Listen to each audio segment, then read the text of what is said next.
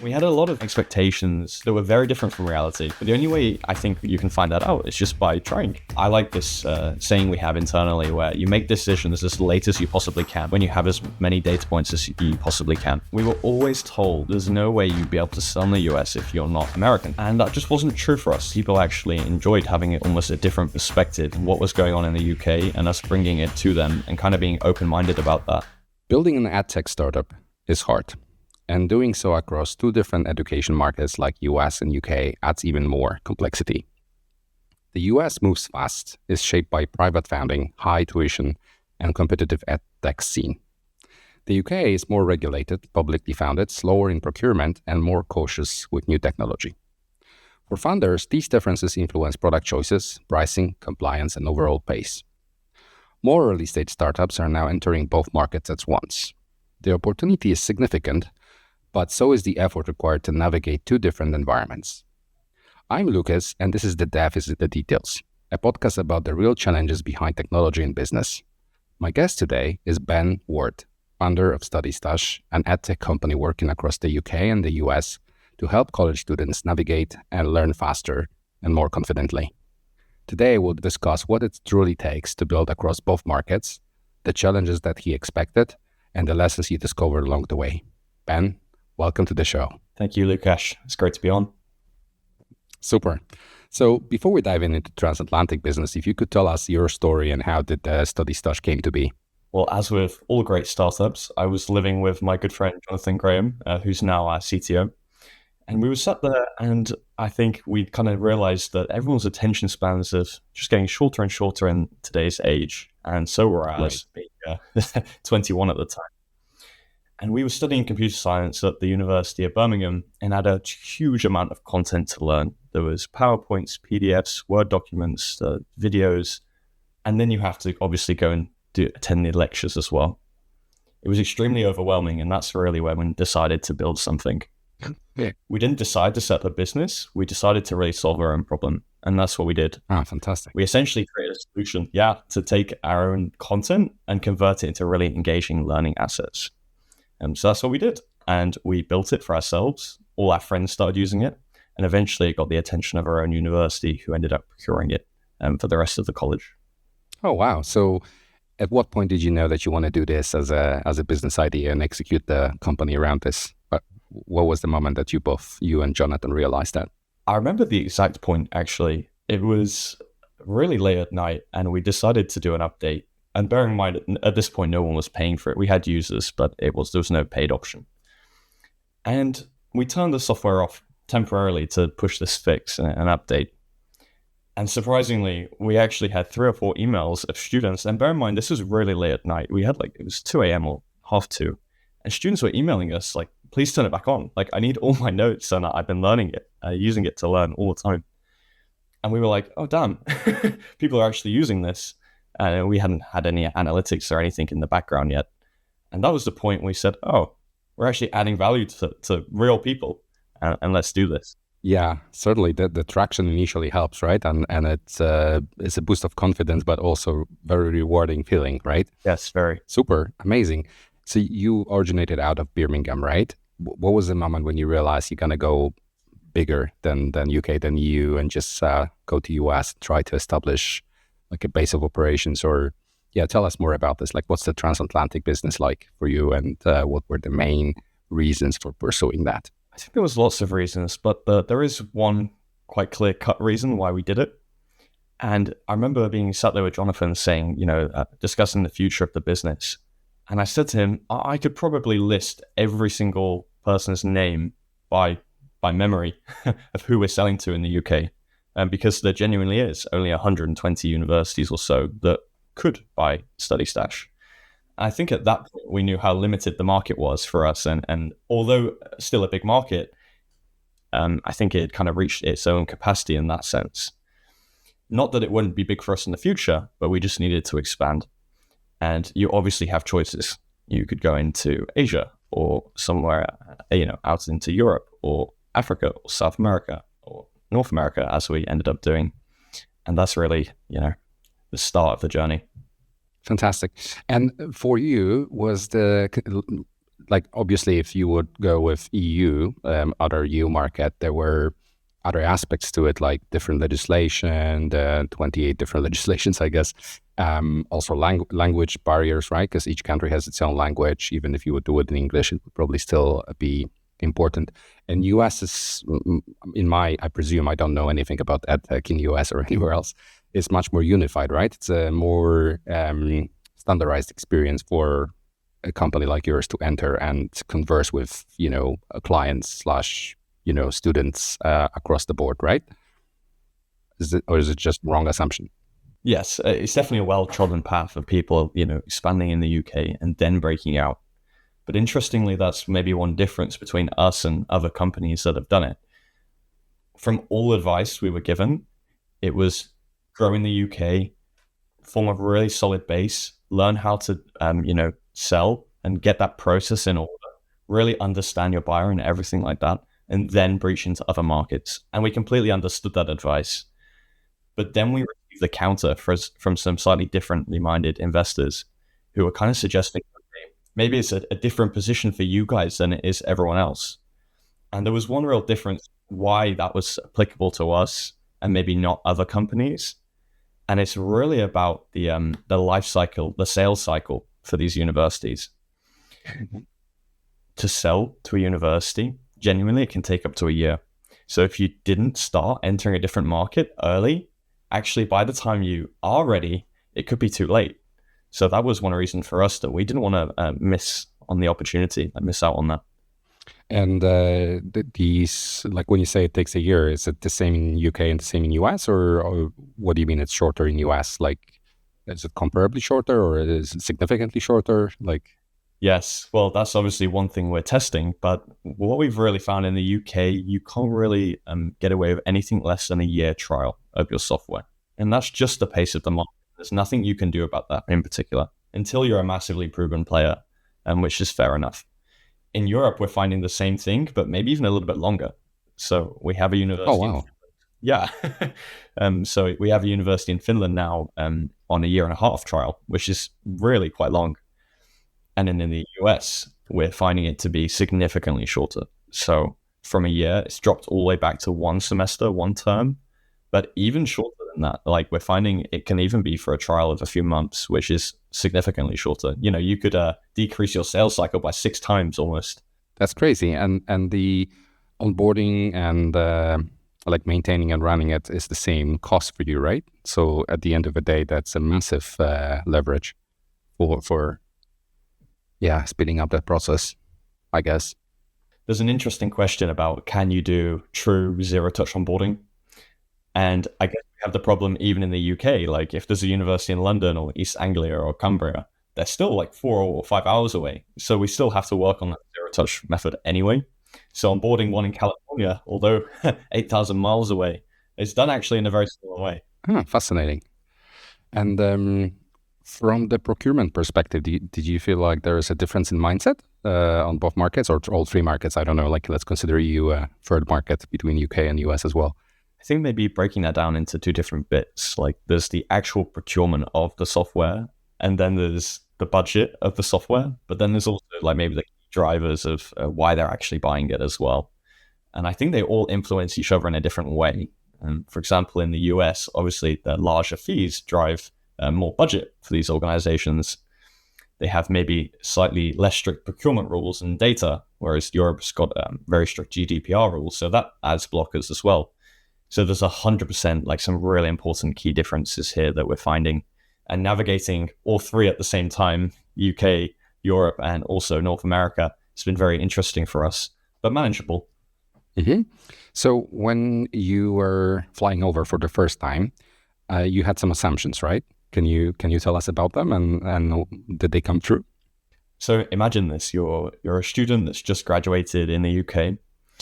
And you had 2 choices. You either go with your startup or you take a corporate job somewhere else. So we were sat here kind of thinking, okay, what is this really going to be like? And we had all these expectations and perceptions of what it would be like. And I tried to kind of rule them out in my head and just say, look, you'll only find out when we actually do it. And that was another reason we decided to become a transatlantic business. I said, let's just do it. Let's just, put all the bureaucracy and debate behind us and just go. Just like that. Just like that. And in fact, fantastic. And we had a lot of, expectations that were very different from reality. But the only way I think you can find that out is just by trying. So that's what we did. And myself and my co-founder, we went to New Jersey and New York. And here we are. It's been very successful for us. Fantastic. And what were the biggest surprises over there? I think you understand by going there it'll be expensive. But I think what you don't understand is that basic things can be expensive. So everyone knows about the rent and travel, general things, but nobody expects, toilet rolls to be £9 or grapes or oranges or very basic things. So that was a big shock for us, which I think is. Okay. All right. So the general groceries and stuff. But one thing that was truly unexpected was we were always told there's no way you'd be able to sell in the US if you're not American. Right. And it's a very common thing that people think this. And they also said there's no way you can do this unless you're physically there. Or there's these kinds of, perceptions out there. And that just wasn't true for us. We landed and we were welcomed, and people actually enjoyed having almost a different perspective on what was going on in the UK and us bringing it to them and kind of being open-minded about that. In fact, we had the opposite. People welcomed it almost. Super. Okay, but your intent is to be on the ground, right? Like to be in the US, to be constantly present. I don't know, have a sales office or some sort of, let's call it customer success representatives, right? For your existing clients. How would you describe this expansion or maybe even a complete move? Like where is it at now? Tell us. Well, here's one thing that many people think would never work. Imagine having your CEO in America, in New York, and your co-founder, the CTO, in England. Now you've got a 5-hour time difference and you've got 5,000 miles between you and literally an ocean, right? And this is the thing that we were constantly told, never split up, never do this, never do that. And it won't work for these reasons, and the time difference and the cost and the travel, and it just won't work. And yes, we are planning to be there physically on the ground. But I think what we found was actually it's worked very, very well having some distance between us sometimes as well. One thing we have struggled with is that we've lived together for the past 4 years. And then actually that stifles some of the progression because we're constantly asking each other opinions when actually you should learn to make decisions on your own. So this physical space between the co-founders, actually we found to be very good, at least in the beginning. So yes, we're planning to be on the ground, but also the split team so far is working really, really well. It also unlocks deep work because you have 5 hours, both of you have 5 hours to really lock in and get deep work done. So I know at 5 p.m., no one's going to disturb me. Or I can log on in the morning and I have a clear list of everything I need to do. That's so true. But it takes discipline. Plus you had the relationship earlier.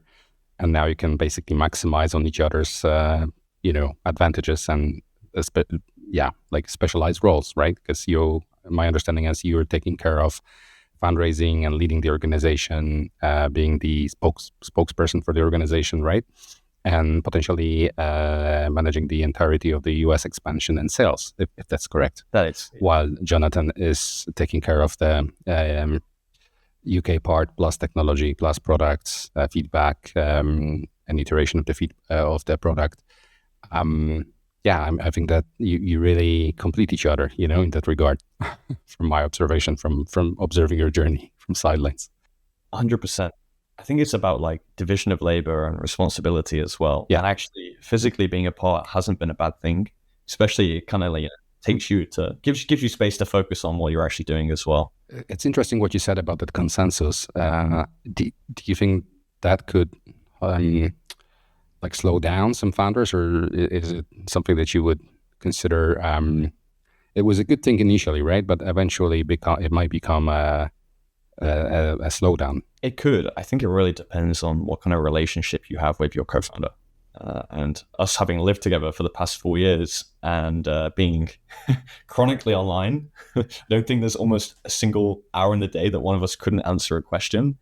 Really means we're able to do that. And I think like the culture we're building is like that as well. The communication is really, really strong. And in the long run, it could stifle some progression. But that's also why we spend time together. It won't be like we're always separated. Actually, we try and do 50-50 together or not. Mm-hmm. So in terms of time commitments and like how is the whole thing structured, the intent is, or how, if you tell us how did you do it, like you spent entire year 2025 in US and Jonathan spent entire year 2025 in UK, or did you fly over to one another, or how was it structured, just for our audience? It was basically structured around events. So in November, I had 4 conferences to go to. One started in New York for New York EdTech Week. I then flew to Connected, which is one of our partner events in Orlando. From Orlando, we went to Nashville in Tennessee for Halloween, but also a conference called Edugals. And then actually to Glasgow, because there was a conference there called the Association of Learning Technologies. So it was generally structured around a specific goal or target that we were going for. And for us, that was getting 8 colleges in the US. So the whole driver, the whole reasons we were, doing anything was really to push that. So that's what we structured about. I was living there for the past 3 months or so, but then really dotting around where I was needed. Okay, and Jonathan joined you for some important meetings as well, or how did that work? Yeah, so exactly. And Jonathan came to me for the events, and then we had this really, really tough situation where every startup founder's dream is to like be in a room with one another on that bed, like Mark Zuckerberg had that photo, and like pretty much all famous founders had. And we tried that. He stayed in my room in New Jersey, and we had a blow-up mattress with a pillow. I remember him just like almost crying in the morning, like, I'm never doing this again. my back hurts too much. And we tried. So for about a week, he was on my floor in some very small room. And we decided, that's not going to work. Well, it's a very frugal approach. So I get that. Super. And what else is different? Like for your business, do you intend to fundraise in US, or would you continue fundraising in Europe on European markets? Do you think there is a massive advantage of being over in US also from fundraising perspective? Yeah, well, I think I've been told quite a lot recently that we've had a very different funding journey to many other companies in England, just as a whole. So we were pretty much pre-revenue, and we had a product, we had some users. And those kind of companies don't really get funded in the UK that easily. They typically have grants or some kind of incubator is funding them or something like this. And we had a very different journey where we never really stopped building the product and focusing on customers. We just ran the investment alongside it, which is really interesting and, really quite different. And one of the reasons we could do that was that none of the investors were particularly in the UK. And that meant things was just so much quicker. Super. Okay. And for the next major round, would you imagine that US is your primary market for fundraising, or you're looking at other options as well? 100%. We're pretty much only going to be focusing on the US for this. And from everything we've heard, that will be the place for us. One other thing we did, which was really against a lot of people's direction, was we flipped our company. We did something called a Delaware flip. So we had a UK entity. Yeah, we had a StudyStash Limited, a UK company, and we decided to flip it, which basically means we've converted that company to be a US Inc. Okay. And so now we have this US Inc. And a UK subsidiary, StudyStash Limited. So we have 2 companies, and you might be wondering why we did this. It was very, very expensive. It was timely. There was lots of reasons why it was difficult. And we did it for the funding. Like, to be honest, it just makes funding that much easier at the next round. It means investors can unlock something called QSBS in the US, which means they can get tax relief on their investment. And there's so many other reasons, like actually selling to US colleges, they needed that as well. Got it. And you mentioned there is like 100 colleges in UK versus how many in US? So on the East Coast, generally between New York, DC, and Pennsylvania, there's over 250. So within maybe a 3 or 4 hour drive of me now, I've doubled the number or tripled the number of universities that we can speak to. Crazy. Which is unbelievable. Yeah. Yeah. But then what is stopping you from moving their entire operation with Jonathan and everything and everyone and just building and growing and, focusing 100% in that market? Because it seems like it's significantly bigger if just the West Coast, part of the East Coast is already 2.5 the size of the entire country. Well, there's a few things. So I think it's about timing predominantly. It's about doing it at the right time. And we're just building a base of colleges there already to help us onboard even more. And we're really trying to understand all three markets at the same time. And I like this saying we have internally where you make decisions as late as you possibly can when you have as many data points as you possibly can. I see. Yeah. Okay. Yeah. So for us, this is understanding, okay, we're trying. So we're deploying some capital to try different things. And for us, it was, okay, try the US. And it seems to be very fruitful. But we're also trying Europe and we're trying the UK as well. So only at that last minute, we'll be able to make decisions really about where we base ourselves. But there's a few other things. We're doing very well in the UK market as well. And in Europe, we're actually just onboarding a university in Finland, but also the University of Latvia is coming on board for a trial as well. So yeah, fantastic. And we're seeming to do this right now. We're doing it very well from the UK. Mm-hmm. And between all of these markets, is the product much different? Do you have to adjust heavily for specific, regulatory reasons or educational process reasons or otherwise? Yeah, well, there's maybe the product itself, but more importantly, there's all the deployment and the data hosting and where the AI models are. And, so there's two different bits to it for sure. And the different legislation. So we actually have different accreditations for different regions now. So we have just onboarded a client in South Africa and they have the POPI Act. No idea what this is. Yeah, exactly. Yeah, it's very similar to GDPR, but in South Africa specifically. Got it. Mm-hmm. Like personal privacy protection laws and Mm-hmm. Yeah, exactly. And in the UK and Europe, we have ISO 27K. But in the US, they have something called SOC 2, which is practically a very, very similar thing, but it's a different accreditation. So we're also working towards that. Yeah, so very, very different markets for sure. But in terms of the actual product, it works in 121 languages. The actual interface is the same, but you can create content and everything like that in different languages. It makes it very appealing to the university in Finland when they finally have a product that works in Finnish. And that's what our pilot is. It's going to be comparing 1,000 students using it in Finnish and half the other 1,000 using it in English. Yeah, that's pretty cool. I wonder about the complexities, because if you juggle that many markets, right? Like from even what you just mentioned, legal standpoint, do you find yourself in having like multiple legal advisors for each different market, or how is that structure? Or am I over engineering it in my head currently? Is that a massive risk and expense? You're not. It's actually a major problem. Imagine this. So you're in the UK, you have a UK accountancy firm, you have a UK law firm that understands UK law. And now we have this transatlantic business, which trades in multiple regions in North America and in Europe. And it comes with massive complexities to do with legal and accounting. So fortunately for us, we use a law firm called Wilson Sonsini, and they are known to be a transatlantic law firm. So it's brilliant for us. They actually understand the different complexities. Where what they don't tell you will be difficult is the accounting, because we use Xero in the UK to do our UK accounting. We have a different one for the US. So we actually had to build our own tech to integrate these two accounting platforms to understand our finances. No way. Wow. Okay, that's pretty cool. And from the product standpoint, do you feel like are there features differently? The interaction between students who are using the product in US or UK and South Africa, are they any different, or is it the same flow, the same experience? It's very, very similar for sure. I would say the biggest difference is the way they engage with the tools. So we're finding with US colleges, the faculty are really engaged and they almost want to use it in every class. It's not necessarily built for them, it's built for the students. But they love the tech and they're enthusiastic about trying new things. So we're finding they're actually implementing it in the classroom a lot more than other markets. But the actual product itself is very similar. It's just how people choose to engage with it. I think we're finding it's different. And then one thing that we definitely have found is different is the type of university.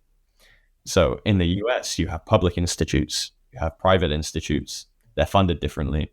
You also have community colleges, which are like pre-college.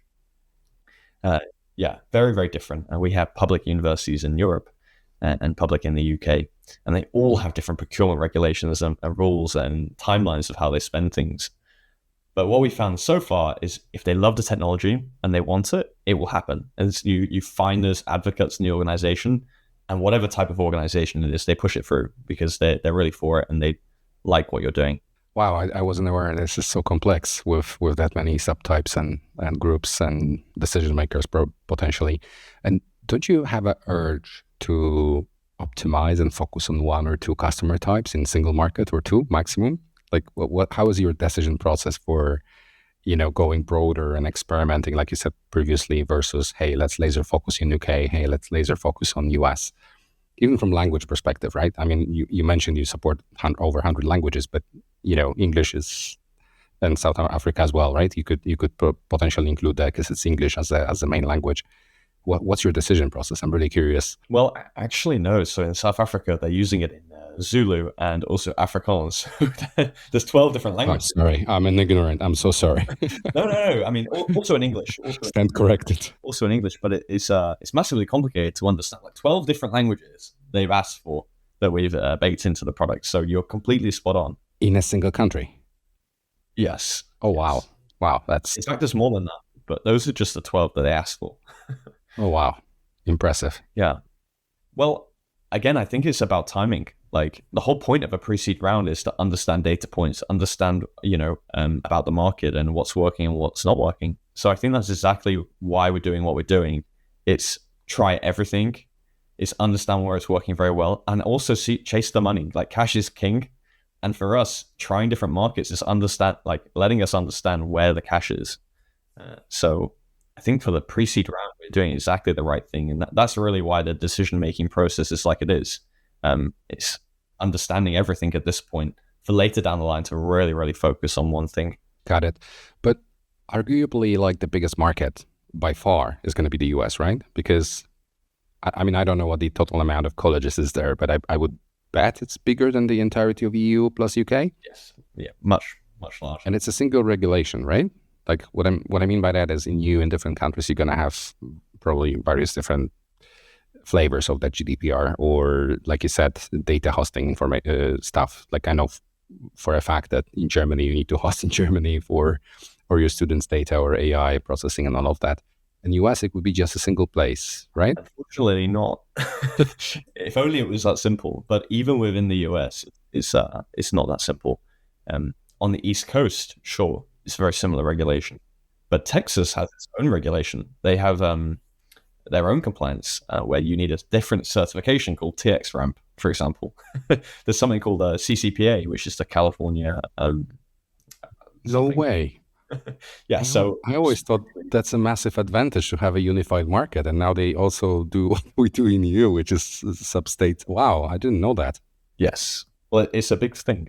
It's a big place, so you've got all these different sub-markets within the states. No, of course. I don't know. I was naively thinking that it's going to be a single unified market, happily ever after, Okay, but what does that mean from a deployment perspective? Like when you deploy your tool for different local markets, what does that mean? You have multiple instances per state or per country, or walk me through it. Well, look, that was one thing we're trying to figure out, really. When we set off, we said we're going to have to understand, are we going to need multiple deployments? Are we going to need this or that or the other, or different certifications? And really what we're finding is different countries have different stances on GDPR and data. So generally speaking, Europe and the UK need the data to be hosted in Europe. Whereas in the States, they're actually happy if the data is hosted in the UK. So as of so far, we've been fine with the data. Really? Yes. And maybe that's because Europe's got stricter policies than they do anyway. So they're happy if it's at a higher level, but it's not true the other way around. Never thought of that, actually. Interesting. What about latency? Yeah, genuinely, we haven't had an issue yet as of so far. But we know multiple companies that do it in the same way, just having one deployment. Typically, the data is hosted in Frankfurt. It's very, very common. Yeah, even the major players like Canvas, Blackboard, and Moodle. And Moodle's a little different because it's open source and they host it themselves. But yeah, even the large companies do this too. I wonder Like to what point, to what amount of students that can carry on before, latency becomes a problem. Really curious. Mm. But then again, the tool is not real time, is it? In what sense? Sorry. When I go through the learning experience, like some small delays, I guess, like when I use ChatGPT, for example, Sure. and there is a delay in how it produces the answer, which I think it's artificially put in place. How does it work for you? Is it immediate, or you also allow it for some few seconds, milliseconds of processing, and then providing the answer? Is it purely on a server response basis, or is it just also because you, I don't know, nurture the experience towards this kind of conversational, like a teacher and student situation? If you can, I think we find the latencies long enough to make that artificial air wall fine anyway. Yeah, exactly. Okay. Yeah.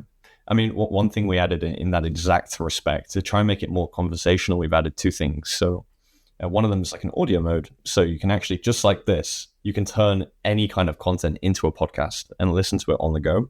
And then the second thing to plays into this is about teach back. So we've added this mode where the student becomes the teacher and they have to talk to the what we call study chat, the tutor, and teach the tutor something.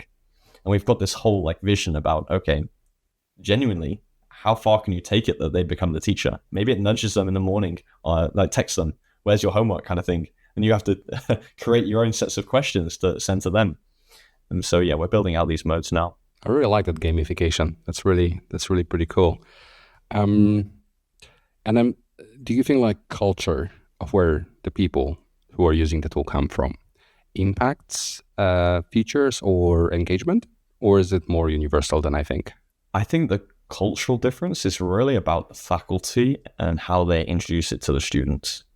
But that doesn't necessarily differ per region. That's differing per what kind of people they are, what kind of organization you're selling to. I'll give you an example. So we have some universities where they are desperate to keep their students, and they have really, really high dropout rates. So they're really, really keen to push the tools and make positive change because they're desperate to survive almost. Whereas you kind of have this older kind of public institute that has a huge number of students, and they're more sluggish in their approach, and they might buy software that never gets used. So I think it's about the type of organization more than the culture of the region, more of the culture of the organization. Interesting. And how does the faculty play a role in this? Do you see similarities between the same faculty across different organizations, different unis, or it's also dependent on, I don't know, who the teacher is? And yeah, generally we're seeing that you always dig out the faculty who are really engaged and want to try something new. And I think it's very similar. Every university we've worked at, there's different categories of people. Just like with any tech adoption, right?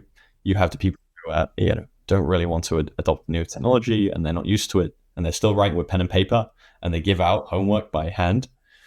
They do all their marking with paper and they check people into the class on their little notebook.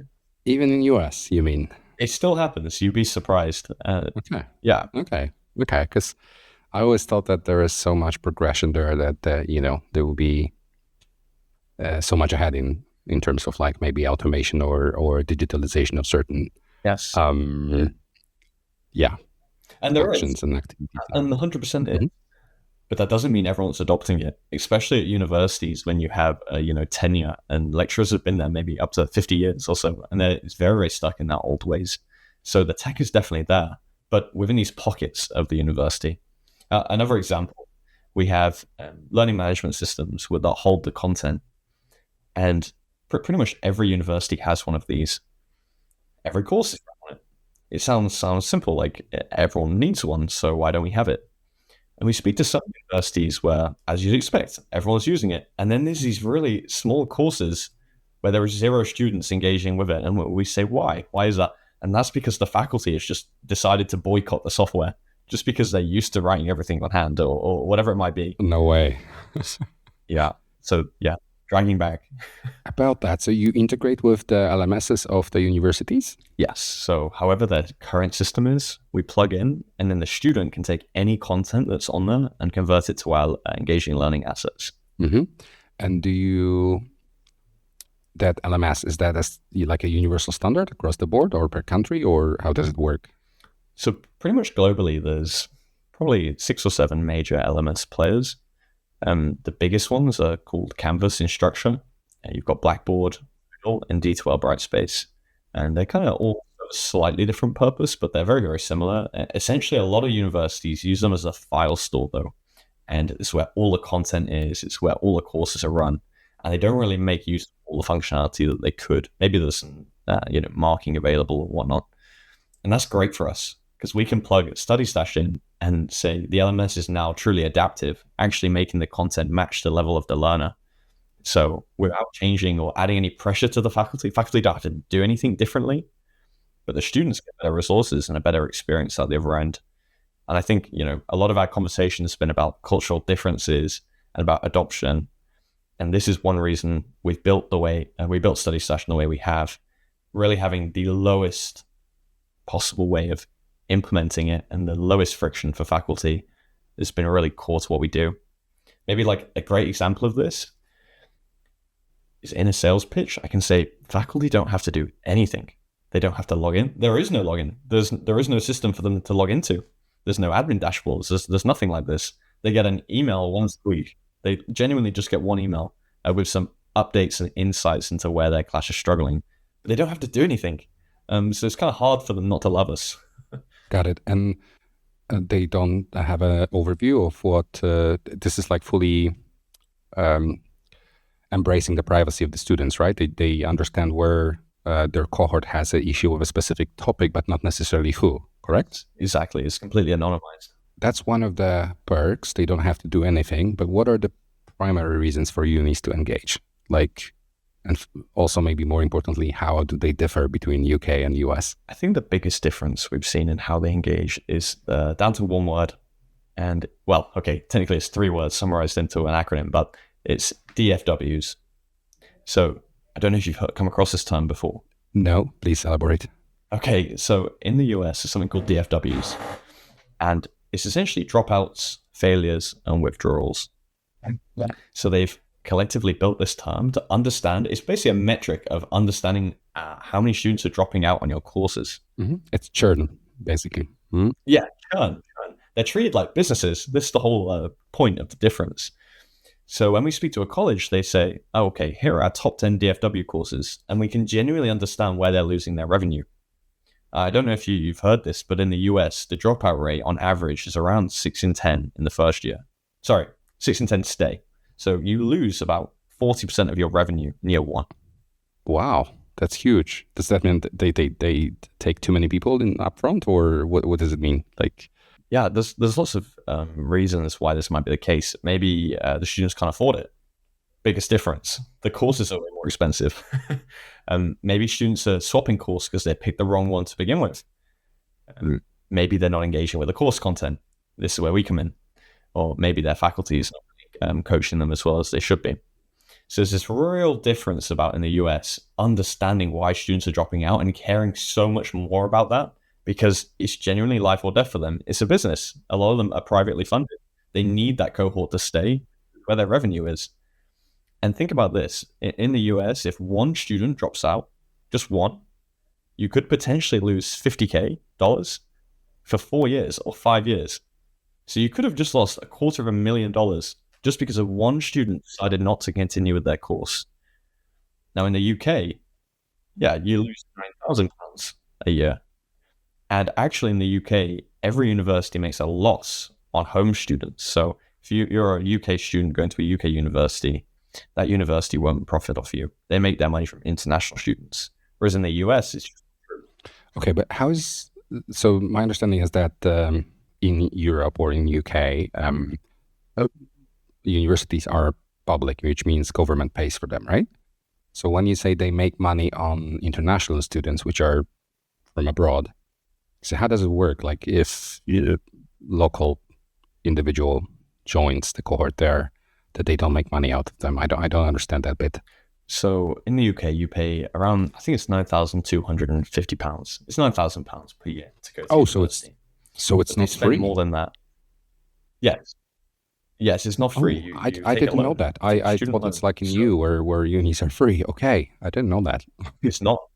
Yeah, but even though you're paying almost £10,000, it's widely known that they make a loss on you because it costs more than a year to actually educate you.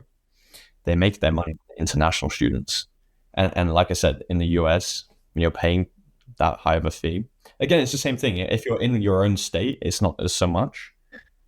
But many students don't go to their own state; they go out of state Hold on, just to understand, why would the uni in UK make more money on internationals? because the fees are just so much higher. So Okay, maybe the average fees for an international student is around 30K got it. for them.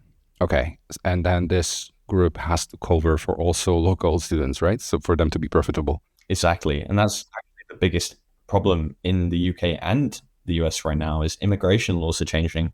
It means it's much harder to get a visa for international students, which is really impacting the universities. They've also changed the laws after graduation around employability.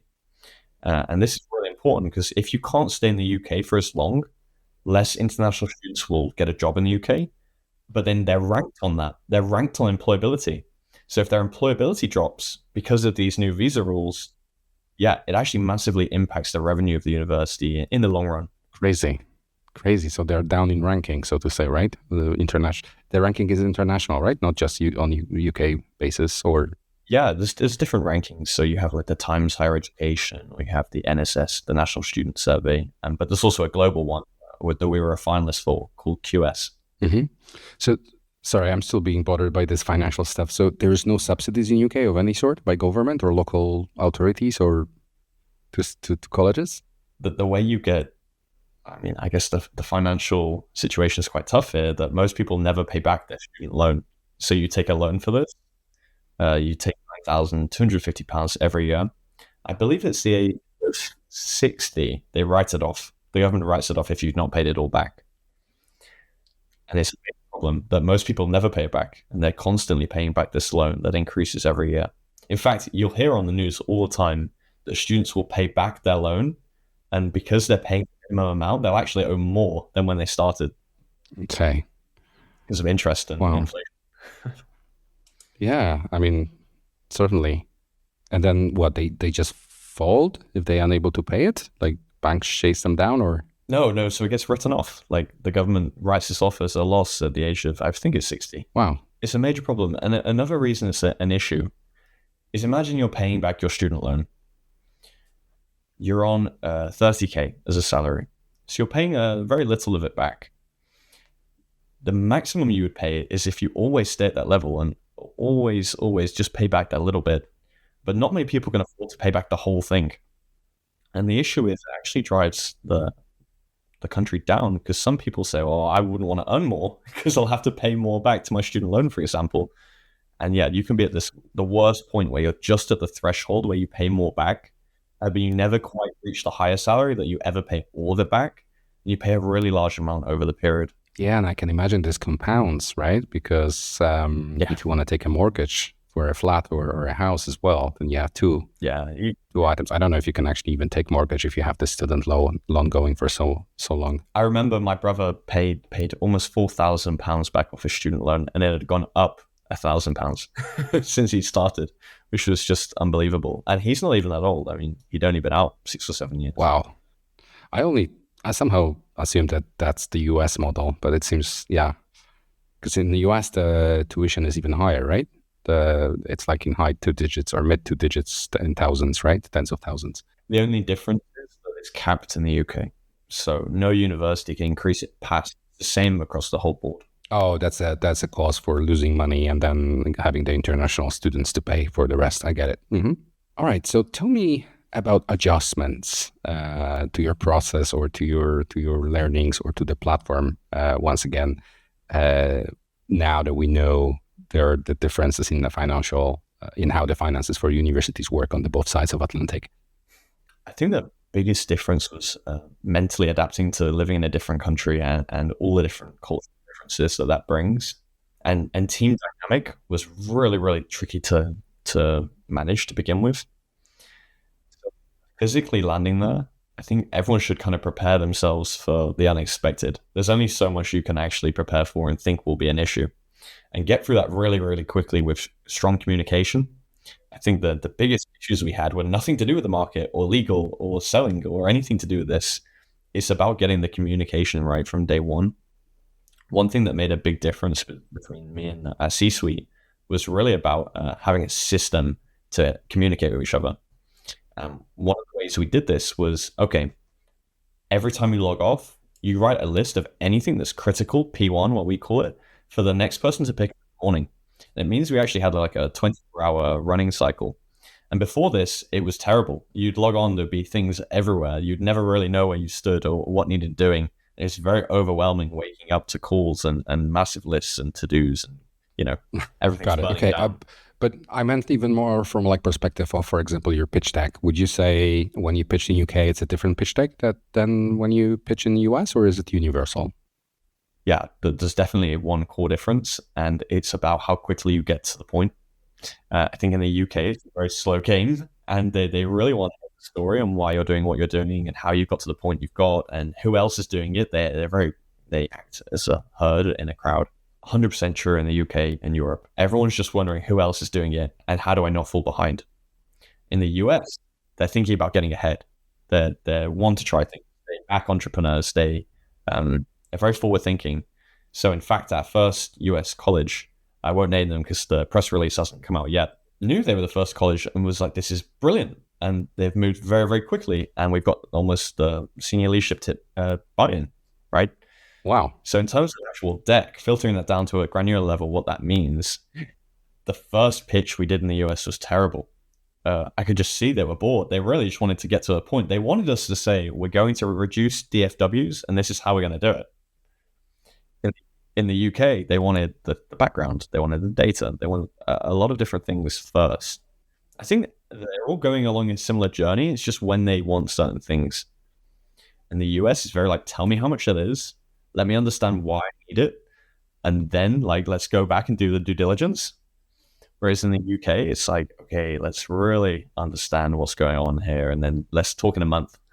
We'll talk in, 6 months in some cases. I see. What was the fastest closing that you have had? The absolute fastest was probably just an email. I sent an email to a US college and they said, this sounds great. I actually sent them a demo recording instead of jumping on a call. And that pretty much closer. Yeah. No way. And that's been the same with investment too. I had one guy, I'd not met him. We jumped on a call. About 15 minutes in, he'd committed 75K. And that's the difference we're seeing in the UK and US. That just wouldn't happen in the UK. Yeah, it's a different ball game. Okay. So when you have other young founders out of UK or out of Europe that are considering to do this, and I can tell you in my side of Europe, in Eastern Europe, we have this challenge that, we tend to build for local markets and they're too small to, pay off the investment to, get enough traction to grow. Hence, frequently I advise my colleagues and people surrounding me here in Central Europe to go to US outright, right? To just start there, to move to New York or to move somewhere else in West Coast into the Valley and start there. But that's me. What would you recommend? Why these individuals from your surrounding, from UK, from anywhere else in Europe, should consider US or consider building transatlantic startup like you did? I would say it's certainly not right for everyone, and most people probably shouldn't do it, given the state of their business and where they're at and who they're building with. I think we've been very fortunate that we've had the right investors, we're building the right team, and we've got the right mindset, product, and timing in the market to go and do it. But in fact, I think most people are right that you probably should build a really strong base and understand your market before expanding. It's just that for us, this one time, it does make sense to go after almost everything and see where you land.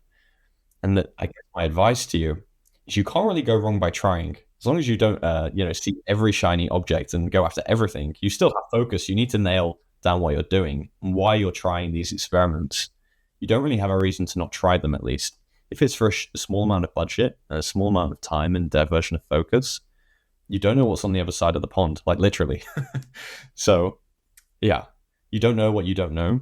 And without trying, you're never going to figure that out. I think the final thing I would say is people are very cautious, and it depends even at what stage of your life you're at. But if you're young, there is almost an ambitious, there's no reason you shouldn't try. And actually just going, I think you spend more time thinking about whether it's a good idea that you could have actually gone and just tried and come back. And I think that's true for a lot of things. So people have a lot of talk and a lot of suggestions and ideas. But at the end of the day, it's all about execution and what you actually do. That's a very good advice. Thank you, Ben. Really appreciate that. On the shiny objects, really quick last questions. How do you filter out, how do you say no to the next shiny object in your decision-making process between you and Jonathan, whether it's a feature or a new market or a new direction for the organization? I think it's just experience. So maybe we've got it wrong. We do go after shiny objects when we shouldn't. But I think already we've started to understand which of them are true distractions and which of them are worth chasing. And I'll give an example of what we call like a whale. You can always go after a whale. And right now there's two potential customers. One of them's got 2.1 million students in this group that we're talking to. Wow. Yeah, they're massive. And then the other one within a single organization has 500,000 students as well, paying really, yes, they're a whale. They're both whales. Yeah, perfect description, yes. But do you go after them? They're very shiny. They might give you a lot of interest. They definitely have budget. But in reality, are you going to get that across the line? Or should you focus on it? And the answer is, again, try it. If it doesn't take much effort or much time, then it should also, of course, run in the background. But from what we're learning, these things, are much harder to pull off as well. And it's better to have lots of fish, understand how to catch a fish than how to go after a single whale. And that's one example of a shiny object. There might be a huge grant to go after or something like this. But if you can't nail your single process of getting a university on board from start to finish, then you're doing something wrong. That's a very good point. Well, Ben, thank you so much for sharing your story and your insights. What you have built and what you guys are building with Jonathan is amazing. And given the complexity, the challenges, I think it's a very rewarding transatlantic startup journey. And especially in such a nuanced space like higher education. So well done. To everyone listening, thank you for joining us on The Dev is in the Details. If you enjoyed this episode, do not forget to subscribe and leave a review.